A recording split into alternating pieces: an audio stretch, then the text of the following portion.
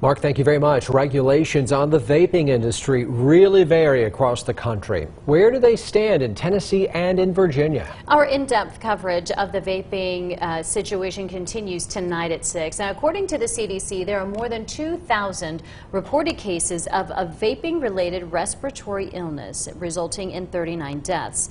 The CDC says products containing illicit THC have been linked to most of those cases. Jackie DeFusco found out what regulations are in place and what additional legislation advocates are calling for. Josh and Sarah, I found out there are regulations some in the vaping industry support that Tennessee and Virginia have yet to act upon.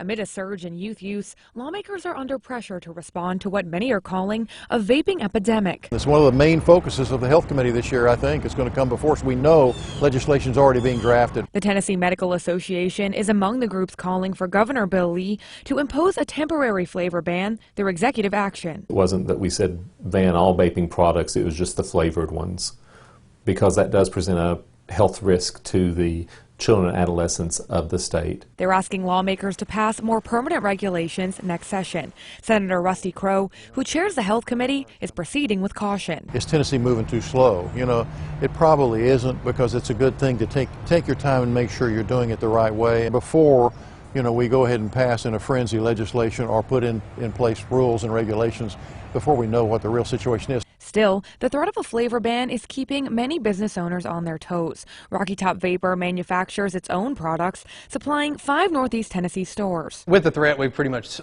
stopped a lot of our production because we've got a lot of extra product, you know, that we need to kind of push through if a flavor ban were to happen. 95% of our products that we sell are flavored products, so only having tobacco and menthol, I mean, you're just not going to make it. It's going to put a lot of vape shops out of business. A database tracking all 50 states shows vaping regulations are on the rise. 19 states and the District of Columbia have imposed taxes on e-cigarettes. 10 of those taxes took effect in 2019, and 2 are to come in 2020. Tobacco taxes have historically been one of the most effective ways to decrease use, especially among kids. Tennessee and Virginia have yet to take that action. Plus, neither state requires a license for the retail sale of e-cigarettes. 26 states and D.C. do. Licensing is one of the most effective and I think one of the most powerful tools that state and local governments, can enact. Several states are also increasing age restrictions on tobacco products to reduce youth use. In 2019, Virginia increased its legal age to 21, joining 16 other states and the District of Columbia.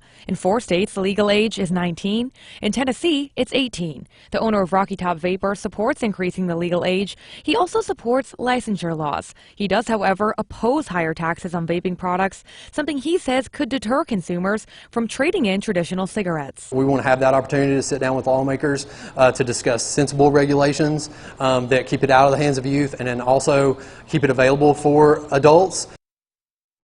Now, to prevent secondhand exposure, some states have actually added e-cigarettes to smoke-free and clean indoor air laws. Tennessee and Virginia have passed some restrictions, but have yet to take such sweeping action. Josh and Sarah.